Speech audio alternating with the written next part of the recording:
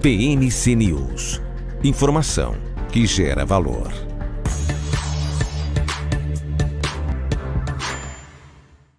Olá pessoal, estamos no ar com Você com Dinheiro de hoje, o seu programa sobre investimentos aqui nessa parceria entre a Com Dinheiro e a BBC News para trazer para vocês, meus caros telespectadores, investidores e profissionais de mercado, sempre as melhores cabeças, quem faz o mercado financeiro brasileiro acontecer para discutir os temas de relevância, aqueles temas que estão fazendo a cabeça da Faria Lima para essa discussão, para tornar você, investidor e profissional de mercado, cada dia um investidor um pouquinho melhor. E para bater um papo com vocês hoje sobre alguns temas que estão em absoluta relevância desse mercado que muito cresce aqui no país de assessoria de investimentos, nós temos aqui o Diego Ramiro, presidente da ABAI, Associação Brasileira de Assessores de Investimentos, para bater esse papo com vocês e quebrar alguns paradigmas, discutir alguns temas de relevância, o que está sendo discutido, não só discutir os temas de relevância passados, mas abrir aqui os temas de discussão em primeiríssima mão, porque essa é a missão do programa aqui com vocês, não é verdade, Diego? Prazer recebê-lo aqui, muito obrigado pela sua companhia, muito obrigado por aceitar o nosso convite. Eu que agradeço, Felipe, e toda a audiência. Bom, sou um fã de vocês aqui no programa, então obrigado por estar aqui com vocês. E a ideia é conversar um pouquinho sobre essa profissão que eu sou apaixonado há 14 anos de ser assessor de investimentos. Muito bem, há 14 anos essa profissão, inclusive, era muito diferente do que é hoje. E agora vem novas mudanças, né? Conta um pouquinho pra gente o que a 178 traz aí de novidades para esse mercado e para esse profissional? Não, muito boa pergunta, Felipe. Hoje, assim, a gente começa a falar muito parece que todo mundo já conhece. Eu brinco que o assessor é igual o Pix.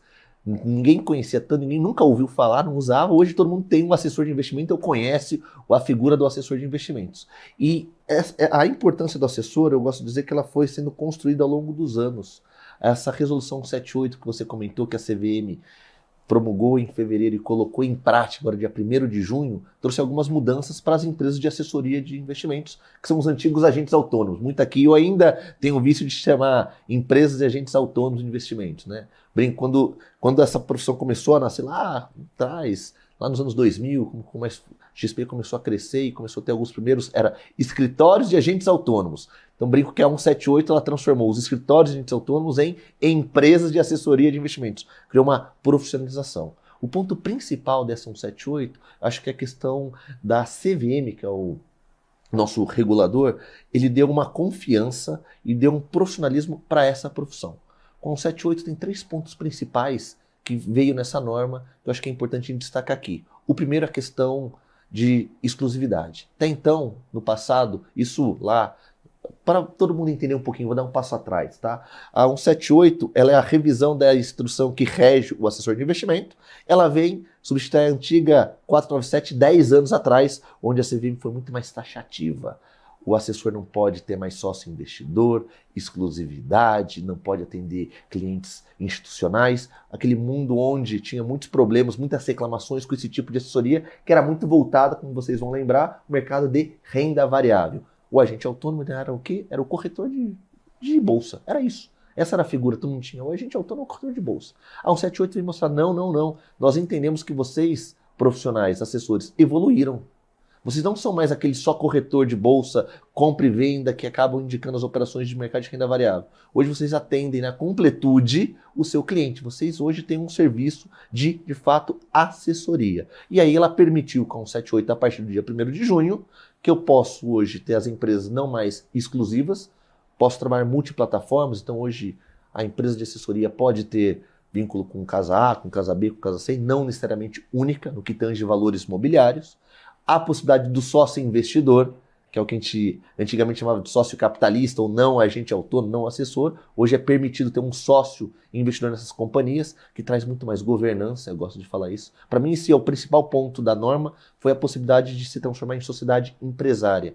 Por quê? Porque essas empresas que hoje, às vezes, têm sob sua gestão muito mais recursos que algumas corretoras ou plataformas, né, que tem no mercado, com a entrada da possibilidade do sócio investidor, faz com que essas empresas tenham que se organizar, governança. Porque quando a gente olha Eu acompanho, conheço grandes operações aí no Brasil, não quero citar nomes, tem excelentes, mas tem ainda que são ainda muito amadores, eu brinco. Como se fosse coworking, cada assessor lá tem sua carteira, um tem uma 200 milhões, 500 milhões, você olha, poxa, é uma empresa lá que administra alguns bi, mas sobre gestão mesmo, acabava não tendo.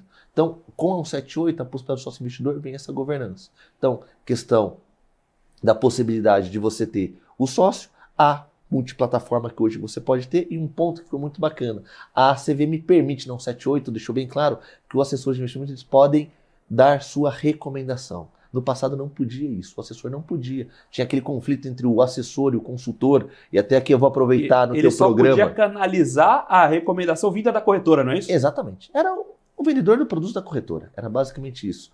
E até em reuniões com a CVM, eu brinco, algumas que nós fomos lá via associação, a gente falava, CVM, você imaginar que se você quer que o meu cliente me ligue assim, Diego, poxa, o que você acha, Petro ou Vale? Não posso emitir a minha opinião, eu sou menos um repassador de ordem. Não é isso que o cliente busca em uma assessoria, mas de fato era isso que poderia estar na norma. A CVM me permitiu, falou, não, assessor, você pode agora recomendar para o seu cliente as operações. Mas vou fazer aqui um disclosure, para ficar bem claro. Então agora o assessor pode recomendar, o assessor é igual ao consultor que tem... Não, vamos deixar bem claro, né? Hoje o assessor ele pode recomendar produtos desde que isso é de acordo com o perfil do cliente. Então, o assessor tem que respeitar o perfil, por isso que é muito importante a questão do suitability do teu cliente e que o produto esteja sendo oferecido na plataforma no qual você está vinculado.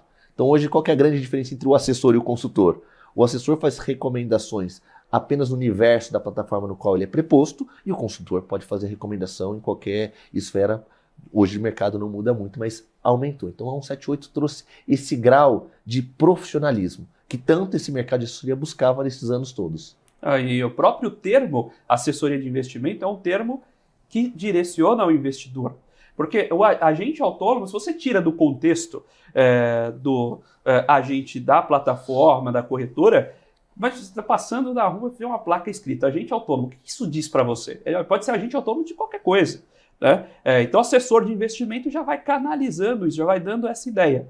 E, inclusive, dá uma ideia de gestão mais ampla do investimento. É isso. E um ponto aqui, uma dor, você comentou desse embate entre consultoria e o assessor. No mercado americano, por exemplo, você tem a figura do broker que unifica isso. Aqui a gente está caminhando para um mercado onde esses profissionais se unificarão? Boa pergunta, eu acho que depois a gente pode até evoluir. Com a 179, que é outra resolução que vem, que é a questão da transparência, eu acho que é inevitável essa questão da unificação. Até já comentando um pouquinho, quando a CVM soltou a resolução 178, ela soltou a resolução 178 e a 179. A 178 trata desses pontos principais que eu comentei para você aqui, liberdade para plataformas, sócio investidor, transparência. Por outro lado, esqueci de comentar aqui, a CVM ela só deu liberdade, ela trouxe uma grande novidade. Todas as empresas de assessoria têm que ter o seu diretor responsável, que é ele que responde para a BSM. A BSM é o órgão que fiscaliza os assessores hoje, que é a área dentro da B3, que é a Bolsa de Supervisão de Mercados, é ela que faz hoje a auditoria das empresas de assessoria. Então ele tem que ter hoje um diretor responsável, que ele que é essa figura que pode responder civil e criminalmente pela empresa. Não é um sócio estatutário como gestor e bancos, não tem essa figura ainda estatutário, mas tem essa responsabilidade. Hoje é obrigado, todas as empresas de assessoria têm que ter um diretor responsável. Eu achei ótimo no modo de ver, por quê? Porque dá mais segurança para quem? Para o investidor, para o maior ativo das empresas de assessoria que são um cliente. Essa é a ideia. Então isso foi na 178, a 179 trata de transparência. A partir do ano que vem, assessores, acho que as plataformas já falaram com vocês, ou clientes que estão nos assistindo aqui, que contam com um serviço de assessoria, a partir do ano que vem será transparente a remuneração que esses profissionais, nós e todos os intermediários de valores imobiliários recebem por intermediar esses produtos. Será obrigado trimestralmente que as plataformas enviem para os seus clientes quanto que foi a remuneração paga na intermediação de produtos. Dito isso, muitos antes não tinham essa questão do consultor, do assessor, porque o assessor não cobra, o consultor cobra. Não, é diferente. O assessor cobra através das taxas que a plataforma recebe na venda dos produtos. Como hoje vai ser tão visível, eu entendo que daqui a pouco vai unificar. A possibilidade do sócio investidor hoje permite, Felipe, que empresas de assessoria sejam sócios de empresas de consultoria e vice-versa. Então, mais para frente, talvez não tenha a unificação do profissional, mas dentro de mesmo grupo econômico, tenha a área de consultoria, de wealth e de assessoria, tudo num universo só, e aí que o regulador e aí todas as unificações de certificações pode se juntar para ter uma certificação maior e que, de fato, nosso objetivo é sempre mirar o mercado americano, né? E aí você monta esse ecossistema, né? Exato. Você comentou, né, do agente autônomo. Acho que é legal a gente comentar aqui, aproveitar a audiência. Muita gente fala, puxa, por que agente autônomo de investimento, né? Eu brinco, agente autônomo, antes não éramos nem autônomo, porque era exclusividade. Não tinha, então, Exato. né, tinha isso, era agente autônomo de investimento. Não era autônomo porque não era exclusivo. E a gente tinha essa ideia. O que um agente faz? Vocês fazem o quê? Vocês emprestam, aplicam? O nome não era de fácil entendimento. E a gente foi buscar isso. Pô, como que você pode mudar o nome? A gente tentou muitas vezes mudar o nome via associação para assessor de investimentos. A gente descobriu que isso era a lei de 1986, quando surgiu a CVM, tem lá a figura do agente autônomo. Então, para a gente poder ser chamado de assessor de investimento, tinha que mudar uma lei.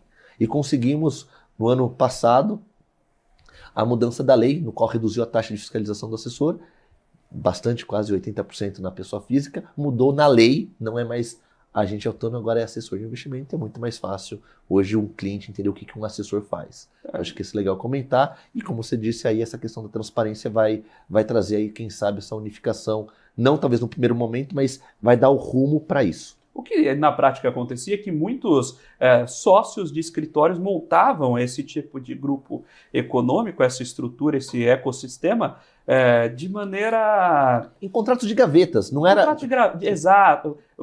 O marido é dono da assessoria, a esposa é dona da gestora, para você poder ter essa gestão de carteiras, aí o filho era o dono da consultoria para dar consultoria. Perfeito. Na prática, era o mesmo grupo, né? E isso é prejudicial à governança. Perfeito. Perfeito. E a CVM agora ela permite a questão do grupo econômico, que antes era proibido, agora a CVM permite. Essa questão da sociedade empresária, tendo outras atividades fins dentro do mesmo CNPJ, porque com a 78 e 179, as empresas de assessoria, como eu comentei hoje, o assessor ele não é só mais um assessor de renda variável, né?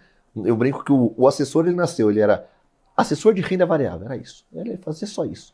O cliente já vinha procurar a gente no passado, não, eu só te assessoro na sua renda variável. Ah, mas eu tenho fundos lá fora. Não, isso eu não faço. Deixa lá no bancão. Eu só posso porque a regulamentação só permite isso. A partir do momento que as plataformas entraram, abriram os produtos, você de fato virou hoje um assessor de investimento. Só que hoje você é mais do que isso, porque o cliente, ele confia tanto no serviço do assessor que ele confidencializa a questão dele sobre a questão sucessória, com medo da situação atual do país, quer mandar o dinheiro para fora, e ele usa quem que é essa figura que leva a informação?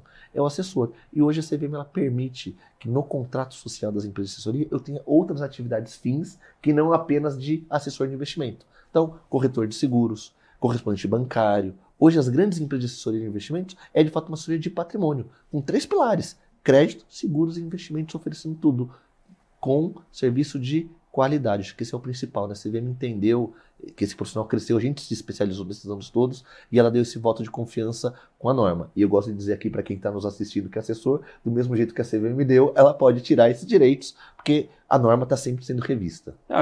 Quando a gente olha o mercado de assessoria como é hoje, é muito parecido com o que era o private banking para 10 ou 15 anos para o cliente de maior patrimônio financeiro. Então, isso capilarizou, popularizou um serviço de maior nível, né?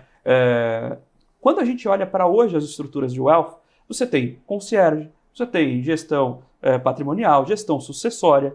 Então, o modelo tende a, de novo, se você permite que o assessor acesse esses outros serviços, a tendência é que com o tempo esses serviços também se capilarizem, o que é muito positivo para o consumidor. Agora a gente está falando de coisas positivas, tem que fazer aquelas perguntas difíceis.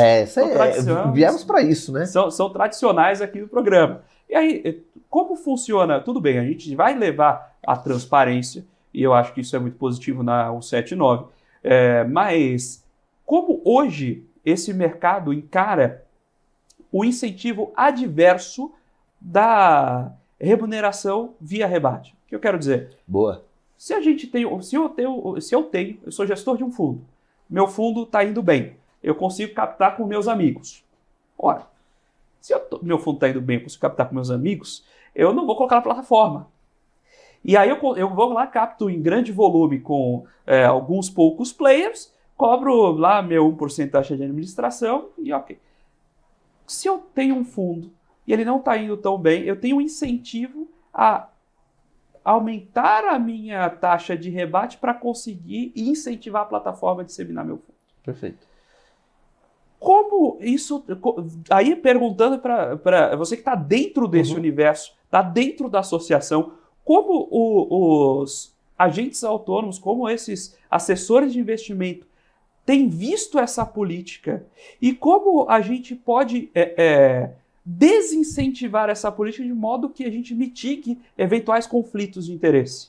Excelente pergunta. Acho que essa é a pergunta fundamental. Hoje, quando você vai falar do assessor de investimento, qual que é o principal conflito de interesse? Será que o assessor está oferecendo o que é bom para o cliente ou porque ele tem um rebate maior? Basicamente, vamos ser direto, é isso, certo? Será que... Né, a gente teve, eu brinco aqui no passado, não tão no passado, teve uma propaganda legal do Itaú, não sei se você vai lembrar da televisão, que ele fez dos coletinhos, né? Que o assessor é o coletinho da Faria Lima e o bancário que a gente falava que o gerente vendia capitalização e o assessor vendia COI. Era fruto do quê? De produtos que eram não tão explicados com alto comissionamento. Acho que da forma jocosa era para entender isso. Ó, cuidado que talvez o seu assessor seja diferente porque ele ganha muita comissão, nem sempre é bom para você.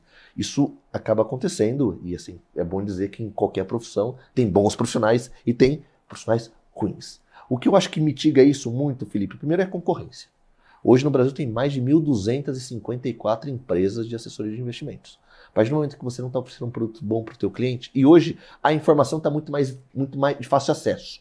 No passado, hoje o cliente não tinha tanto acesso à informação, rentabilidade de fundos. Hoje ele digitar no Google o nome do fundo dele, já sabe, já descobre muita coisa. Então o que acontece? Acho que uma forma de mitigar isso, primeiro é a concorrência.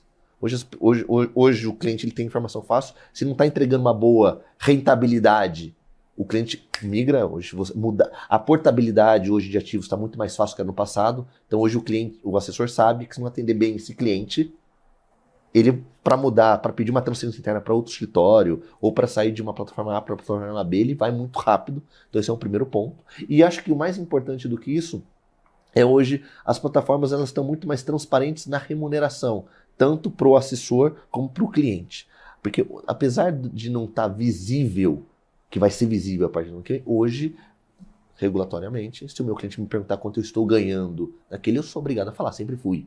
Né? Então essa questão da transparência. Mas muita gente acabava escondendo a informação, por quê? Porque não era muito dito. Até eu assim, produto, vou dar o exemplo, a gente fala muito aqui do COI, né? Que o assessor vendia muito COI. COI para mim é um produto excelente, uma operação estruturada é excelente, dependendo de que estrutura você está montando, faz sentido. Tem que ser explicado. Eu acho que a norma vai acabar com esse conflito de interesse. Então tem aqui uma sugestão nossa, até aproveitando para a CVM, porque vem a transparência, mas a gente não sabe como que vai ser.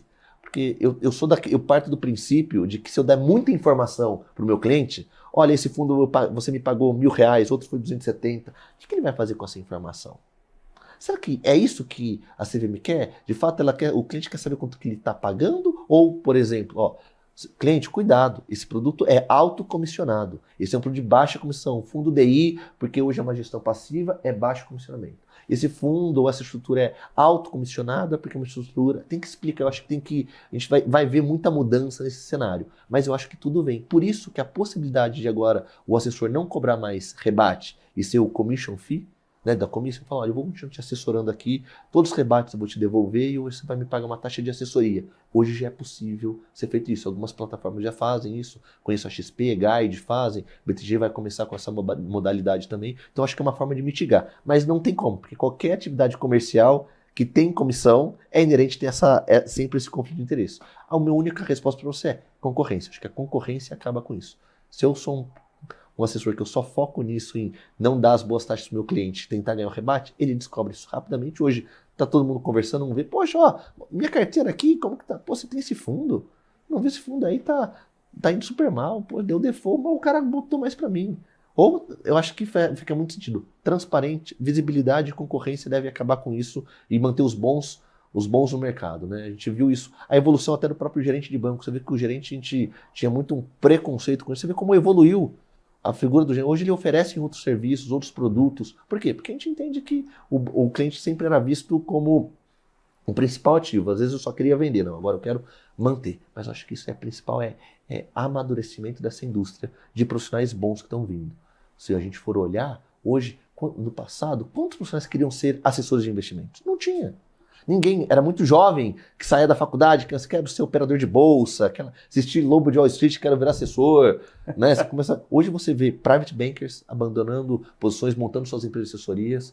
A gente viu hoje o próprio ex-ministro da Fazenda, da Economia, se juntou a uma operação que tem a estrutura de assessoria de investimentos. Então você vê estou dando alguns exemplos aqui de pessoas hoje com uma certa notoriedade que entraram nesse mundo de assessoria, ou seja, o nível subiu bastante.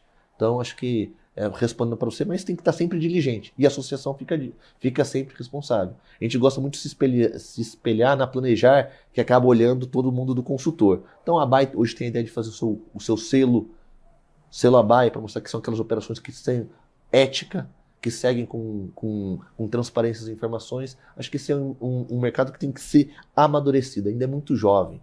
Né? O Brasil hoje, ainda 80% do recurso do brasileiro ainda está em bancos tradicionais.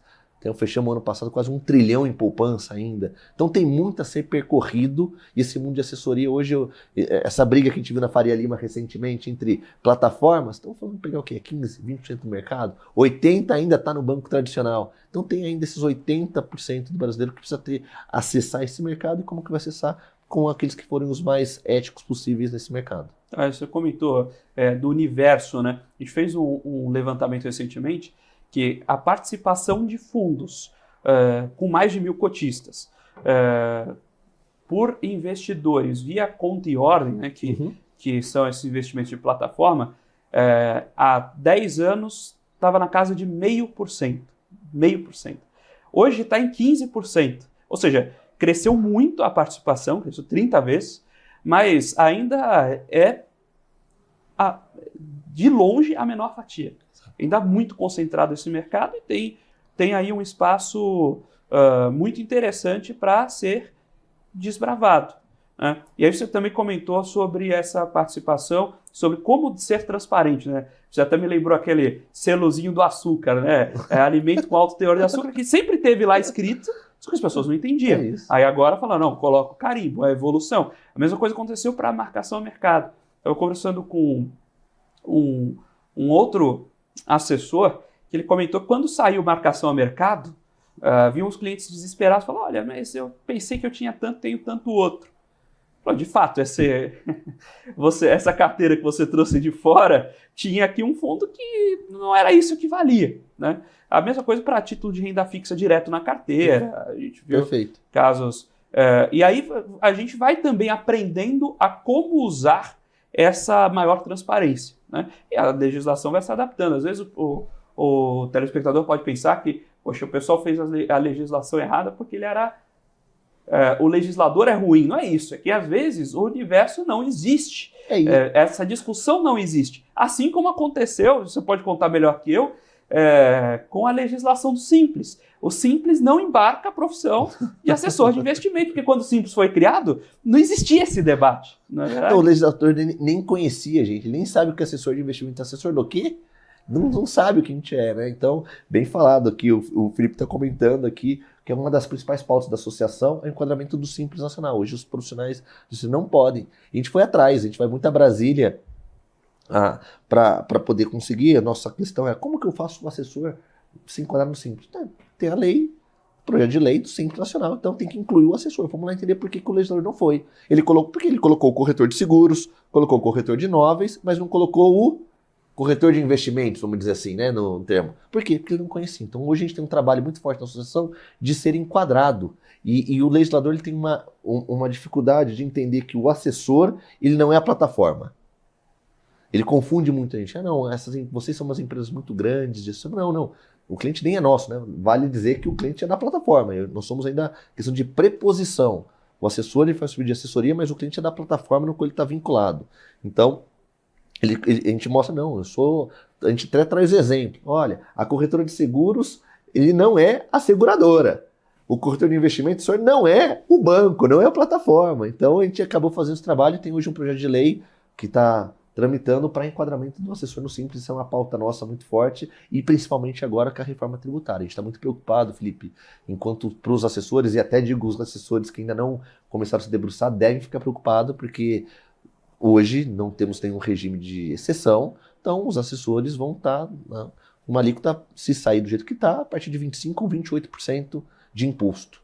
Né? Hoje a gente trabalha muito forte em Brasília com isso, então vamos até participar da CCJ agora com os senadores para explicar que o assessor não compensa nada, então deveria ter. Existe uma PEC no mercado financeiro que vai criar algumas exceções ou algumas baixas, só que o legislador, eu tive lá em Brasília, falou, não, mas vocês já estão abarcados nessa PEC do mercado financeiro, está lá os intermediários. Eu falei, senador, não sou intermediário. Né? Intermediário é a plataforma. Nós somos os assessores, tem que incluir. Então, ainda falta a informação. Eu brinco, nesse universo Rio, São Paulo, Faria Lima, todo mundo conhece o que é assessor, mas em Brasília eles não conhecem. Então, um trabalho muito forte da associação, e é legal o teu programa, é que a gente possa falar um pouquinho mais de quem está nos assistindo para conhecer a figura do assessor de investimentos. Quando começamos a associação, ela é de 2015. O primeiro projeto nosso com a CVM para mudança norma foi lá em 2020. Eram 5 mil profissionais no Brasil. Começamos a ver, tem que mudar, tem que surgir essa 178. Eram 5 mil profissionais. Saiu, não são mais 5, hoje são 18 mil. Então, esse preço cresce muito. O Brasil não tem educação financeira. Enquanto a gente vê banco tradicional fechando agência, do outro lado a gente vê operações de assessoria crescendo, indo para cidades onde não tem. Porque é o empreendedor, Felipe. Eu acho que esse nosso modelo é que eu sou um apaixonado por essa profissão. Eu falo, o assessor de investimento hoje, ele nada mais é do que um empreendedor, que ele usa o que ele tem de know-how, de expertise, é regulamentado, é bom dizer que todo assessor tem que ter a certificação vinculada à Ancor de assessor de investimento com nome na CVM, mas esse profissional hoje ele nada mais é do que um empresário. Ele vai montar a sua estrutura numa cidade fora, vai onde não tem e vai levar a educação financeira. Porque imagina que eu tô lá no meu escritório, na minha empresa, vão bater na porta, opa, Diego, quero aplicar num CDB, ouvi falar numa CRI. Não é assim. Hoje o assessor ele tem que ir muito atrás. Eu tenho um grande amigo meu, que hoje trabalha no BTG, ele fala que a diferença entre trabalhar no banco e na assessoria é que no banco o telefone toca. Na empresa o telefone não toca. Nós temos que ir atrás. Só que como que você vai atrás de um cliente? Você tem que educar ele, Felipe. O brasileiro não tem educação. Quantos brasileiros a gente conhece que caem em pirâmide financeira? Dá para contar vários aqui. A gente estava discutindo na CVM que tinha mais investidor hoje com conta aberta em criptoativos do que hoje em bolsa de fato.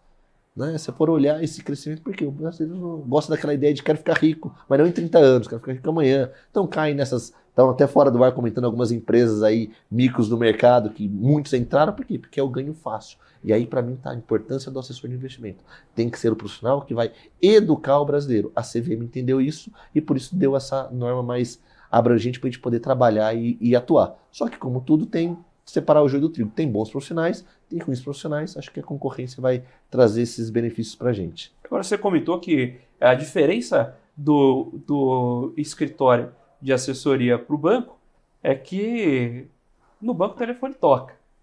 E o assessor tem que buscar, educar e ir atrás desse cliente. Só que você também comentou cliente da plataforma. Como fica essa dinâmica? Tá certo isso?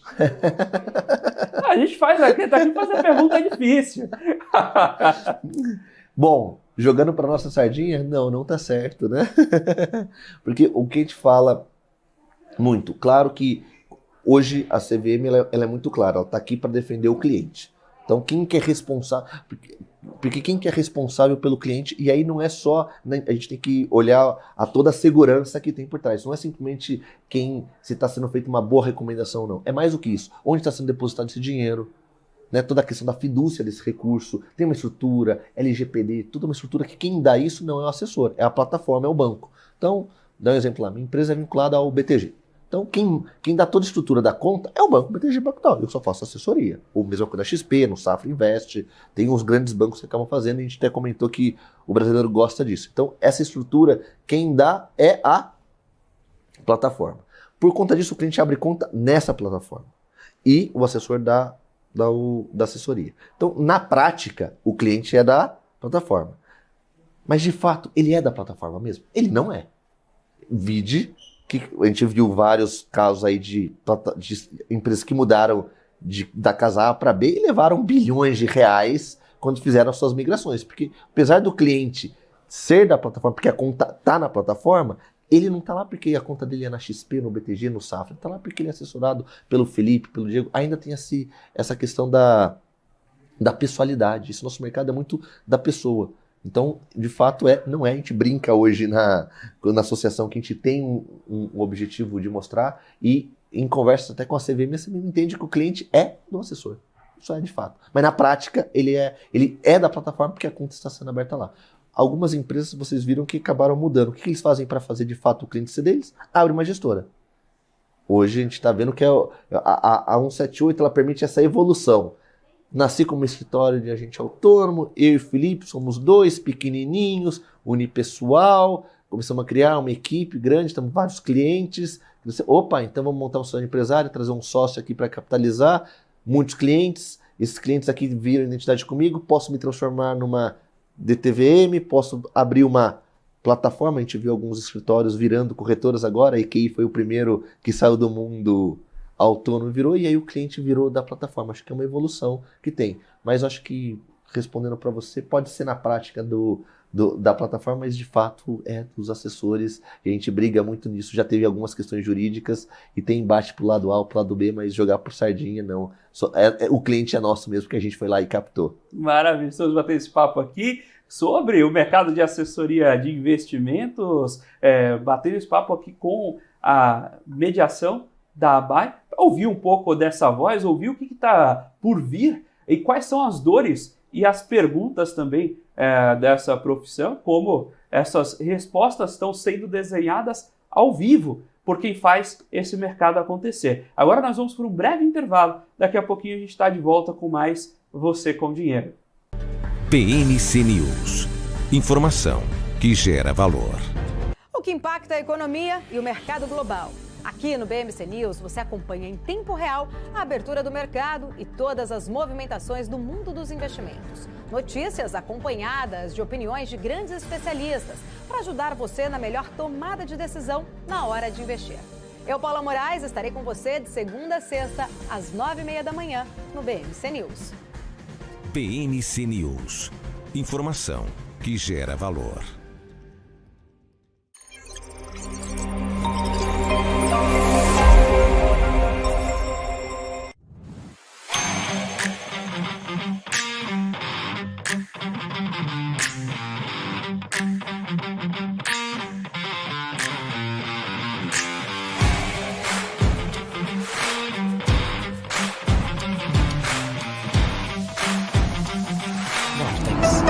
Beyond.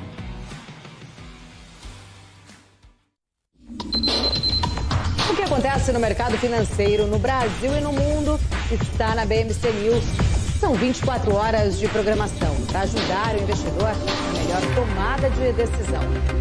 Independência e jornalismo sério. Não estamos plugados em nenhuma instituição financeira. Isso nos dá liberdade de levar a informação sem nenhum viés, sem conflitos de interesse. Ser a ponte entre as notícias, empresas, especialistas e os investidores. Tudo de uma forma dinâmica e com uma pitada de bom humor. Informação que gera valor, você sempre vai encontrar na BMC News. Quem só vê o BTG como um banco de investimentos, não vê todos os benefícios que ele pode oferecer. Aqui você tem a liberdade de ligar a qualquer hora. E tem a confiança de contar com o time BTG. É você no controle da sua vida financeira de um jeito simples e compatível com a sua rotina. O BTG reconhece quem é você e está pronto para potencializar a sua trajetória. PNC News. Informação que gera valor.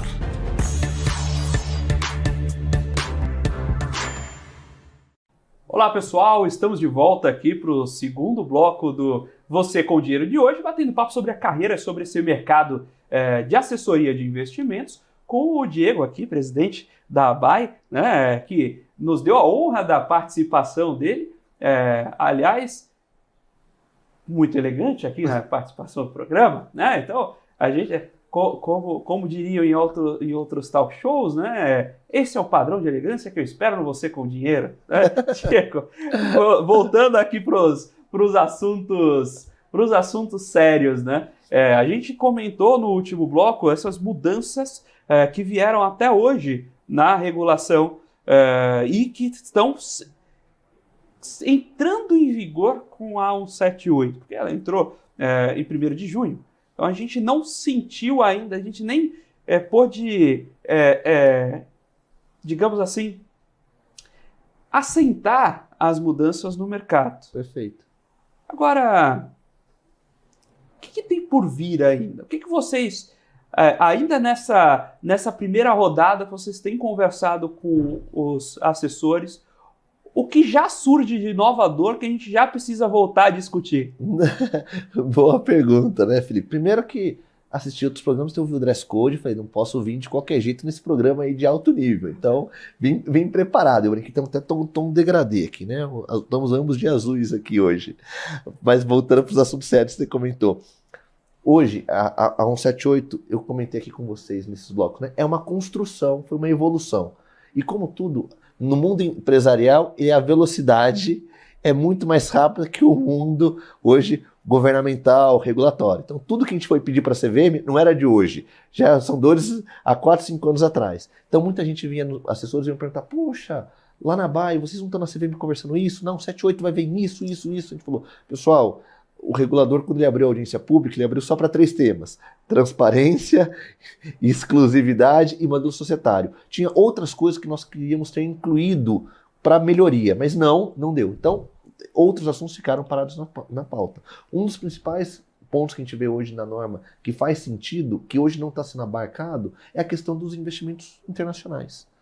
A gente viu hoje o sucesso de algumas plataformas aí que começaram até a crescer no mercado, né? Um parênteses aqui. O modelo de assessoria, para mim, cresceu a partir do momento que um banco tradicional comprou uma plataforma. Né? O Itaú comprou o XP. Para mim, foi aquele momento que chancelou o mundo de assessoria, porque brasileiro, banco tradicional comprou uma instituição. A partir do momento que um banco tradicional também foi lá nos Estados Unidos e falou, não, vou comprar uma plataforma que tem, e para poder oferecer para o brasileiro esse mundo de investimento exterior, também corrobora. E aí o assessor ele fica de fora. Por quê? Porque hoje a norma não permite que o assessor faça trabalho de assessoria internacional, porque segundo o regulador não faz parte da competência da CVM, que regula esse profissional, logo esse profissional não pode trabalhar com esse mercado.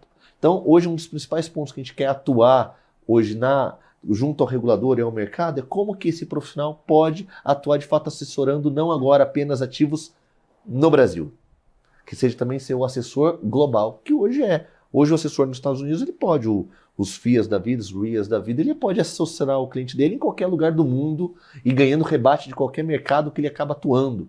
No Brasil isso não é permitido. Então acho que é um dos pontos de evolução que a gente quer. Trabalhar para o assessor. O segundo, acho que essa sopa de letrinha de certificações, Felipe, depois a gente pode comentar aqui. Para mim não faz sentido. Isso aí é Diego, não é a BAE, né? E não faz sentido, por exemplo, hoje vocês ter profissionais que hoje têm CGA, CFEI, um alto nível de gabarito, e mesmo assim ele vai ser obrigado a tirar uma certificação de assessor. Acho que tem uma equiparação, uma equivalência, né? Nesse nosso mercado existe algumas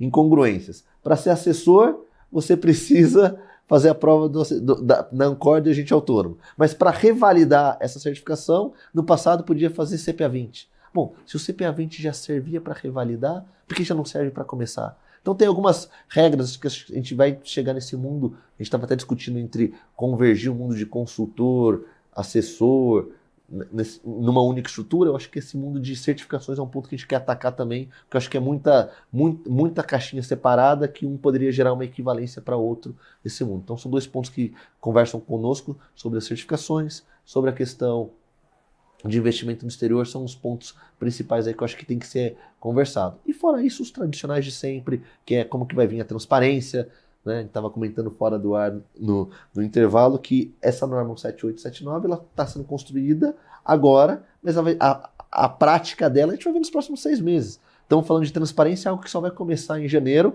e muitos dizem que é só em abril ou março, porque tem que esperar o primeiro trimestre, então você só vai ver de fato a transparência dos seus investimentos em março, abril do ano que vem. Mas já estamos discutindo agora, as plataformas estão se trabalhando qual vai ser a melhor forma. O próprio regulador disse, gente, eu disse que tem que ser transparente. A maneira de como, temos até dezembro para trabalhar. E hoje, o foco da BAE daqui até o final do ano é a questão tributária, que eu comentei, a gente estava falando, e a questão de como vai ser essa transparência. Porque a gente tem que olhar os dois lados. O lado do assessor, de, poxa, será que essa informação está sendo passada da melhor forma para o cliente? E para o lado do cliente, será que ele quer receber dessa forma? Então a gente está hoje capitaneando informações, montamos alguns grupos de trabalho, vamos enviar isso para a CVM. A gente fez agora recentemente um evento com a CVM, tirando dúvidas da 178. E a CVM respondeu com perguntas e respostas, um FAQ de perguntas e respostas, que ajudou muito a gente a saber o que pode e o que não pode. E agora a gente quer saber da 179. Posso mostrar dessa forma ou não pode? Tem que ser financeiro ou pode ser qualitativo? Então vamos ver bastante coisa nesse mundo. Mas são esses aí os passos futuros aí para a profissão. Viver a 178, 179 e esperar e poder também trabalhar com investimentos internacionais. Você trouxe um ponto também das certificações que é muito interessante, porque a gente tem uma... você comentou exatamente, se você tiver CFA, você não pode ser assessor de investimentos, o que não faz sentido algum. E ao mesmo tempo, falta a escadinha. Tinha lá o CPA 10, CPA 20, ok. Você entrou no universo de assessoria, está montando sua carteira base, você pode ter um piso. Mas como você vai ajudando esse mercado a se validar em estratos superiores, né? Como é que você incentiva esse mercado a que o profissional continue se atualizando, busque conhecimentos mais profundos para atender um cliente com melhor qualidade? Hoje não existe esse degrau. Todo mundo supostamente é certificado pela mesma certificação. É isso. A única forma que criou-se agora, e começou desde o ano passado, hoje o assessor ele é obrigado a fazer parte do PEC. O que é o PEC? Plano de Educação Continuada, que a Ancor criou, que é muito parecido com o que hoje o pessoal de consultor na Planejar tem que fazer na parte do CFPs, perdão. Tem que começar a fazer, que é o quê? Durante um período de 5 anos, o assessor ele tem que comprovar que fez cursos, se formou. Se ele conseguir comprovar X cargas ao longo dos 5 anos, a sua certificação automaticamente está revalidada. Muita gente critica esse PEC. Poxa, tem que fazer, já tirei, o médico não tem que fazer uma certificação a cada 5 anos. Por que o assessor? No mundo de investimentos, eu sou um defensor do PEC, porque eu entendo que o profissional ele tem que estar sempre se qualificando.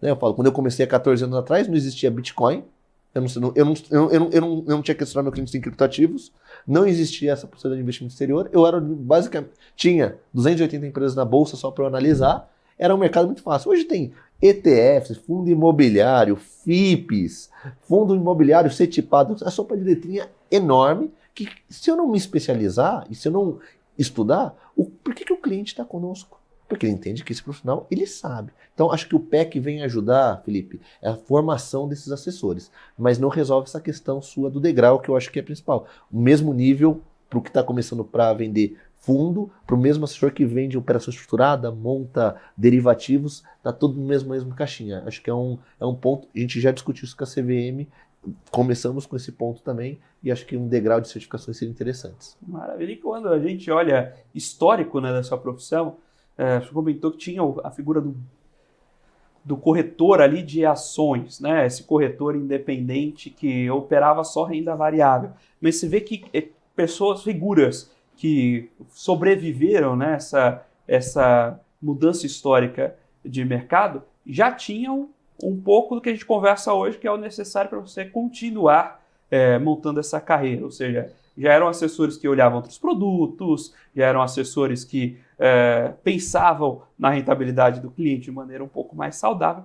Porque o que se escuta nessa linha é justamente que o cliente que dá retorno no fim do dia é o cliente que está muito tempo com você, crescer o patrimônio, né?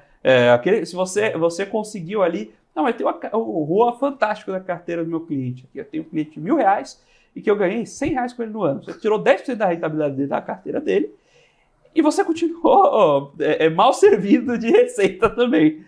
Então é muito diferente você ter um cliente que você chega com 5, 6 dígitos de carteira, e aí você consegue manter ali uma rentabilidade saudável, 0,3, 0,4 da carteira. Isso sim vai te garantir sobrevida. A perenidade, né? Exato.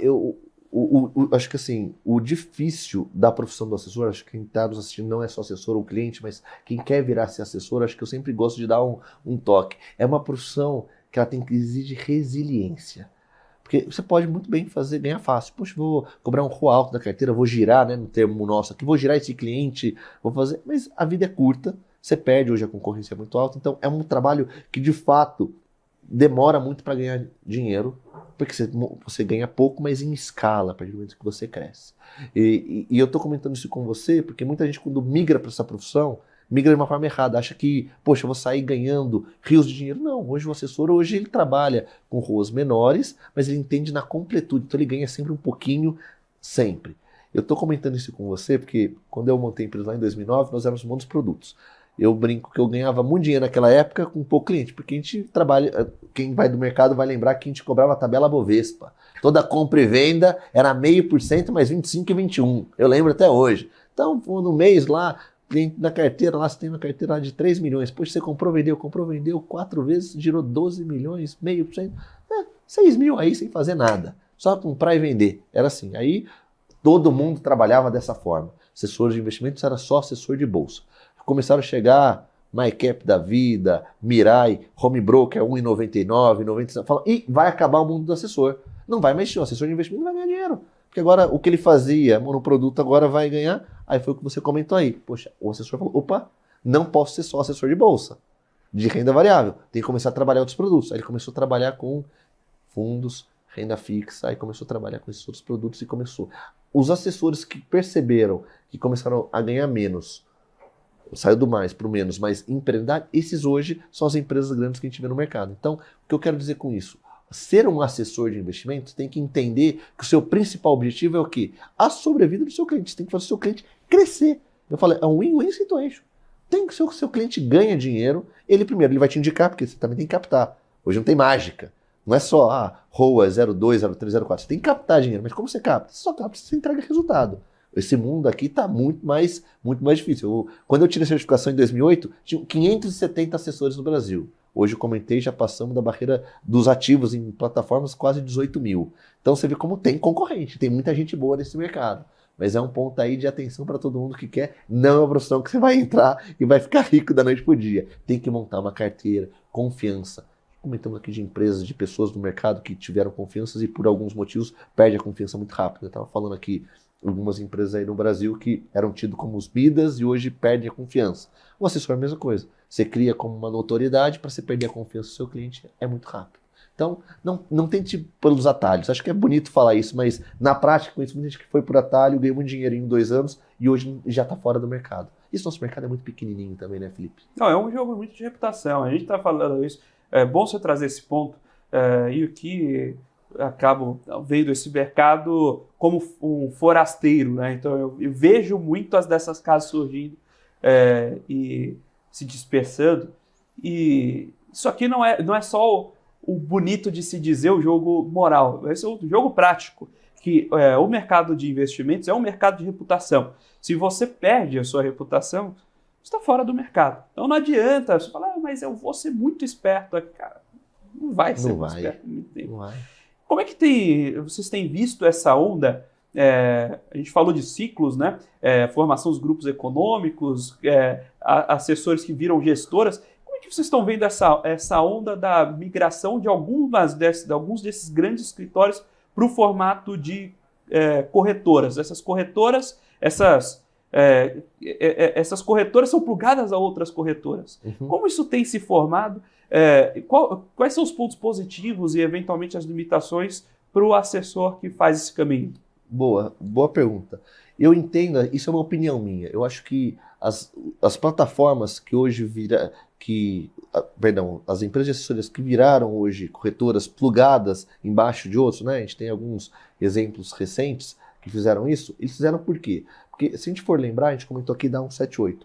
Como que, imagina eu e você, estamos com uma operação já há 10 anos, estamos lá 20 bi, de assessoria, tá lá, esse cliente é da plataforma, não é nosso, eu quero trazer um sócio investidor para o meu business, não consigo. A norma falava, Felipe, não tem como. O único jeito de você trazer um sócio robusto e o cliente ser seu, tem que virar corretora. Tem que fazer isso. Que seja no modelo de uma DTVN, PN, PNP, uma plugada dentro da outra, mas é a única forma. Então, o que eu acho, minha opinião, que a gente viu aí recentemente, já duas virando, virando plataformas, tem mais alguns 4 ou 5 para virarem, são frutos do crescimento das empresas, onde não tinha uma legislação que permitia que elas crescessem. Então, para crescer, elas tiveram que deixar de ser assessores de investimentos. Para mim, é isso que aconteceu.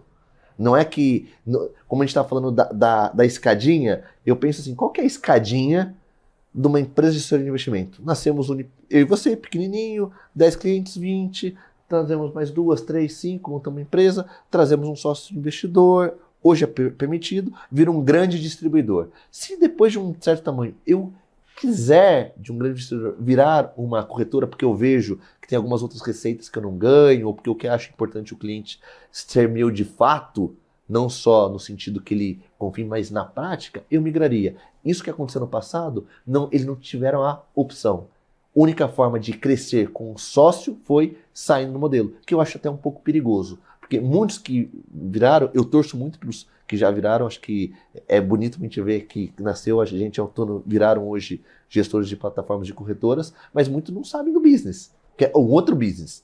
Ser plataforma é diferente do mundo de assessoria, é outro business, então a gente vai tomar cuidado. Com a nova norma, Felipe, eu acho que esse movimento de escritórios, empresas de assessoria virarem plataformas vai praticamente cair por terra. Por quê? Porque hoje, vamos lá, XP e BTG que foram os que fizeram esse movimento de transformarem. Hoje eles não precisam mais fazer isso. Eles podem virar sócios das empresas de assessoria. Eles não podiam no passado. Por isso que a única forma deles virarem sócios delas, falando, olha, virem corretoras, usando a minha estrutura, eu posso ser sócio de vocês na corretora. Porque a norma não permitia. Foi aquilo que eu comentei da velocidade.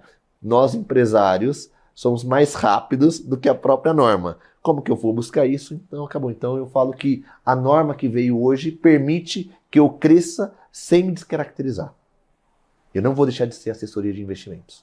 Posso crescer, ser 10, 20, 30, 50, 100 bi, sendo assessoria de investimentos, que você me permite outros quinais dentro. Como não permitia no passado, teve isso. E eu acho que hoje é meio preocupante, porque eu fico me perguntando qual que é o diferencial de uma empresa que virou corretora, ser corretora do mesmo grupo econômico, né? Tipo, você tá ali dentro, ele tem que criar algum diferencial, porque no fim ele é o mesmo com outra cara que é o assessor. Então vai ter um trabalho. Como isso, acho que vai ser difícil de você mostrar suas qualidades diferente da plataforma, acho que não vai ter tantas. O que a gente vai ter é bons nichos de assessorias com poucas plataformas, porque a plataforma virou commodity, né? Hoje, primeiro é um business caro de você montar, a plataforma é muito caro, do zero, tem intensivo de capital. Você vê os dados hoje do BTG Digital, quanto eles gastaram para montar esse business, o Safra Invest. São poucas estruturas no Brasil que conseguem isso. Então acho que vamos ter poucas plataformas com capilaridade de assessorias, usando marca própria ou não, pode ser, mas agora com as plataformas sendo sócias direto, porque a norma permite. O que a gente viu, até para a gente encerrar esse assunto, eu acho que é legal falar também que o que a gente viu no passado, essa briga de plataformas, né? Eu acho que é um ponto que eu já vi essa pergunta, falei que você ia falar. A gente viu no passado, aqui recente, muitas brigas de plataforma, né? De casar A para casa B. Isso daí deu uma sentada. Você viu que não saiu muito, né? O mercado mudou. Era fácil trazer PL com juros a 2 e bolsa subindo. Agora com juros a 13 e bolsa nesse patamar meio parado, não estava vindo tão crescimento, então deu uma sentada. Mas mais do que isso, eu acho que ainda é um mercado muito pequeno. Então as principais negociações com os escritórios já foram feitas, né? Eu até falo, o empresário vem na frente. As plataformas, sabendo que havia a questão do fim da exclusividade, o que ela fez? Deixa eu fazer contratos comerciais de exclusividade com os principais. Por isso que teve todo aquele boom antes da norma sair. Agora que a norma saiu, deu uma parada. O que eu acho que vai acontecer agora é que as empresas capitalizadas com sócios investidores, elas vão fazer os deals entre elas. Não mais hoje pegando dinheiro da plataforma, vai ser das próprias empresas, porque hoje elas vão poder ser capitalizadas. E o contrato de exclusividade para em pé nesse novo modelo? Porque que acontece? O que a CVM ela foi cirúrgica? Falou, hoje a exclusividade ela deixou de ser regulatória. Ok. Ela pode ser contratual. Se as partes decidiram, por questão comercial, ser exclusivo, então a minha empresa decidiu ser exclusivo do BTG. Por quê? Porque eu fiz um acordo comercial com ele e vi certas vantagens. Não é mais regulatória. Então foi basicamente isso. Então mantém, até tem um trecho da norma que tudo que foi celebrado antes via contrato comercial deve ser respeitado o contrato comercial antes da norma, porque a norma só falou, não é mais vedado de forma regulatória. Perfeito. Dá para aquela plataforma que selou exclusividade dormir tranquila, que a exclusividade já selada em contrato comercial não vai ser impactada pela quebra de exclusividade regulamentar. Exatamente. Mas também eu falo que trouxe mesmo aquela empresa que deu a exclusividade, agora ela está com uma faca de não, porque esse contrato tem tempo, né? Eu acho que a maioria dos contratos vence daqui 5, 6, 7 anos, então talvez a gente não veja essa briga pelos próximos 4, 5 anos. O que a gente vai ver é que quando vencer, vai vir de novo, só que eu acho de uma forma diferente, Felipe. Não mais como era. Eu comparo muito com o modelo de privatização na empresa de assessoria. Ah, você vendeu? Não, eu dei a concessão. Durante 10 anos eu tenho que usar aquela plataforma. Né? O contrato de exclusividade era isso. Meus clientes que querem ser assessorados por mim tem que ser só por uma plataforma. Período de concessão, 10 anos. Quando vencer isso, como a norma permite, eu entendo que as plataformas, até para amarrar isso de uma forma mais perene, porque é um business de dois empresários, plataforma e assessor. Para amarrar, eu acho que vai ser muito mais na questão de sócio, a plataforma vai entrar como sócio da operação, do que simplesmente falar assim, ó, te dou X mil reais, eu te dou esse incentivo para você continuar usando só a minha plataforma. Então acho que isso que vai acontecer lá para frente, mas de fato agora a faca e o queijo está na mão dos escritórios decidirem se comercialmente dão essa exclusividade ou não. Antes a gente não tinha nem essa opção. Eu era obrigado a dar porque a regulação me obrigava. Maravilha. Poxa, excelente papo aqui. Acho que deu para aprender a absorver muito desse mercado e do momento desse mercado. Isso é super importante trazer aqui também para quem está nos assistindo, tanto na posição de cliente quanto na posição de profissional, de assessor, ou mesmo quem queira virar assessor. Eu queria, nesse caminhozinho, esses minutos finais, que você contasse um pouco de qual é o projeto da associação, que faz a ABAI. Conta um pouquinho do trabalho de vocês, naturalmente, pode deixar ali redes sociais, né, os contatos de vocês, porque para quem quiser, quem estiver nesse universo, quiser acompanhar o material de vocês, também poder seguir e participar das discussões. Bom, obrigado, Felipe. Primeiro eu queria agradecer, acho que o convite foi ótimo, esse bate-papo. Aqui é um mercado que cresce muito. Eu sempre falo lá com os nossos amigos, assessores que estão junto na ABAI, que quando a gente, é tão legal você ver hoje clientes saber o que é CRI, CRA, LCI, LCA, essa sopa de letrinha, muito acho que é fruto dos assessores que disseminaram essa questão de investimentos no Brasil. Vamos ver, antigamente o Brasil concentrado em bancos tradicionais, você não via essa disseminação de produtos. Hoje o cliente sabe que é uma debênture incentivada. Tivemos o caso recente de Americanas, o que foi que aconteceu. Então você percebe, pro bem ou pro mal, aí depois a gente faz juízo de valor, está mais disseminadas as informações. Então acho que é fruto do assessor de investimento. E a ABAI, ela nasceu, como eu disse, com 2015, é um trabalho totalmente associativo, então eu como presidente não ganho nada, eu tenho hoje o que paga as contas é a empresa de assessoria de investimentos que eu já tenho há 14 anos, mas hoje a ABAI ela é uma associação com o objetivo de reunir todas as empresas de assessoria com 3 objetivos principais nossos hoje. A questão de relacionamento com o regulador, a gente entende que era muito importante o regulador conhecer o que nós fazemos no CVM, então hoje a gente tem um canal de diálogo direto com o regulador para explicar. O segundo pilar com as plataformas, entender o nosso peso e espaço. E o terceiro é o viés que hoje está sendo muito mais difundido, que é a questão da educação e da formação desses profissionais. Acho que a gente, como associação, tem o objetivo de formar cada vez profissionais melhores, mais abrangentes. Então, a gente tem programas educacionais, tem parcerias com empresas que levam não só de produtos, mas de como essas empresas podem se profissionalizar. Né? Muitos nasceram como assessores, não eram gestores de empresas. Então hoje a ABAI tem esse trabalho também muito forte. Né? Grandes vitórias nossas, eu gosto de contar aqui, aí é fruto da ABAI, redução da taxa de fiscalização, mudança do nome para assessor de investimentos, projeto de lei para enquadramento do Simples Nacional e agora, como eu disse para vocês, a ABAE foco total em defender os assessores na reforma tributária para trazer aí, quem sabe, uma alíquota melhor.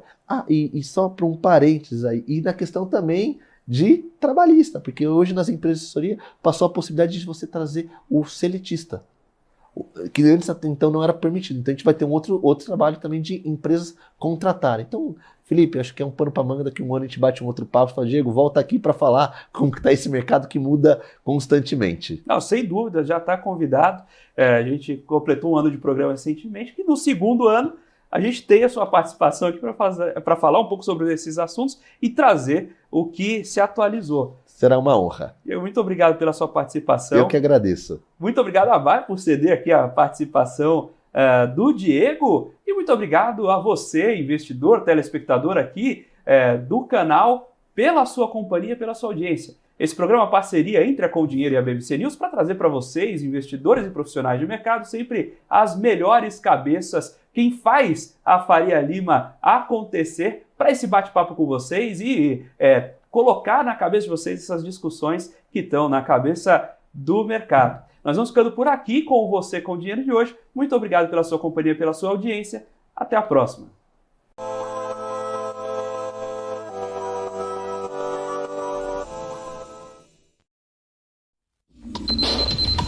O que acontece no mercado financeiro no Brasil e no mundo está na BMC News.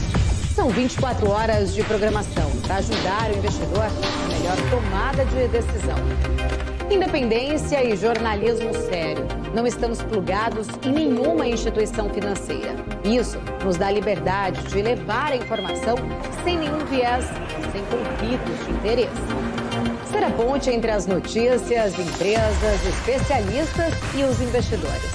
Tudo de uma forma dinâmica e com uma pitada de bom humor.